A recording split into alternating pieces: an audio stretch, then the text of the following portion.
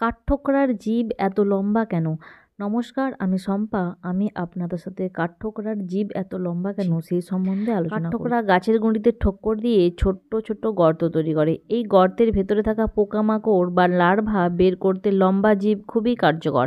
তাদের জিভ লসলসে বা আঠালো হয়, যাতে পোকামাকড় সহজে আটকে যায়। কাঠঠোকরার জিভ তাদের মাথার খুলির ভেতর দিয়ে পেছনে ঘুরে আসে। এটি প্রায় তাদের শরীরের দৈর্ঘ্যের প্রায় দ্বিগুণ পর্যন্ত হতে পারে। অনেক পোকা বা লার্ভা গাছের গভীরে থাকে, যেখানে ঠোক্কর মারা গেলেও ঠোঁট পৌঁছায় না। লম্বা জিভ সেই গহ্বরে ঢুকে পোকা বের করে আনে। কাঠঠোকরার জিভ হাই ওয়েডেড অপারেটরস নামে এক জটিল হাড় ও পেশির মাধ্যমে মাথার চারপাশ দিয়ে পেঁচানো থাকে। ঠোকরানোর সময় এই জিভ কাঠঠোকরার মস্তিষ্কেও রক্ষা করে, যেন মস্তিষ্কে ধাক্কা না লাগে। একে বলা হয় শক অ্যাবসরপশন সিস্টেম। এই রকম নিত্য নতুন তথ্য পেতে চ্যানেলটি সাবস্ক্রাইব করতে পারেন এবং ভালো লাগলে লাইক করে দেবেন।